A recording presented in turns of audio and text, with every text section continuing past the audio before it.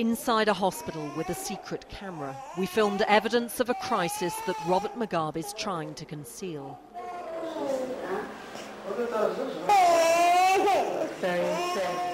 He denies children are starving in his country, but this is what we found. Have you got enough food at home to feed her? Everywhere, there were children with the symptoms of severe malnutrition.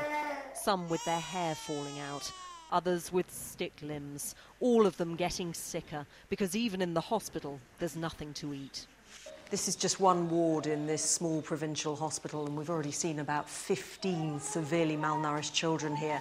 And one of the problems in this hospital is that they don't have any food to feed the children once they're patients. So this 4-year-old girl has come in here because she's very, very thin and weak, and yet all she's getting on this ward are a few drinks of milk a day, no food at all. Her mother can't take her home because she doesn't have any food there either.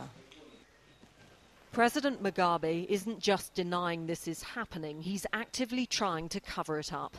This police officer, whose identity is hidden for his own safety, told us he was sent out to threaten hospital staff.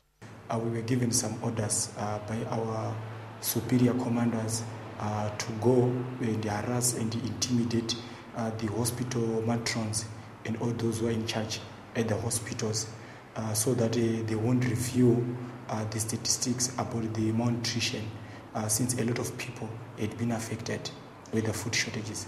So that they wouldn't tell anybody how many malnourished children they have? Yes. So the nurse who agreed to meet us late at night was risking a lot. Most of the kids are dying because of malnutrition. Most of the mothers are not even coming to the hospital because they know that there's nothing to eat. So much of them are dying at home. They're staying in their villages, yes, and dying there. Yes. The next day, we travelled deep into the rural areas of Manicaland, where drought has compounded the food shortages and hunger is stalking the people. Half of Zimbabwe's population now needs food aid to survive, but only a small number are getting it. At this feeding centre, they're dishing up grain and beans. Few of these children have any food at home. This is the situation across Zimbabwe now. Children depending on aid agencies for their one decent meal of the day. And in many parts of the country, the aid agencies are finding it hard to operate because Robert Mugabe is making life difficult for them. He doesn't want to admit that people in his country are hungry and dying because of his years of misrule. For 3 months this year, Mugabe banned the aid agencies from operating, and even now they're being targeted. Here's the police officer again.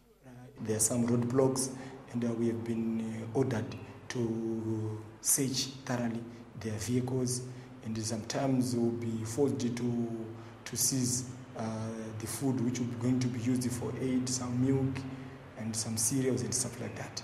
So you basically steal from the aid agencies? Yes. How many children are dying in Zimbabwe isn't clear, but the aid agencies are warning of famine on a scale that even Robert Mugabe may not be able to hide from the world. Back at the hospital, we found the 4-year-old girl we showed you earlier. She developed diarrhea and fever in the few days we'd been away. Her name is Mildred, and she should be starting school next year. She may not survive that long. Emma Hurd, Sky News in Manicaland.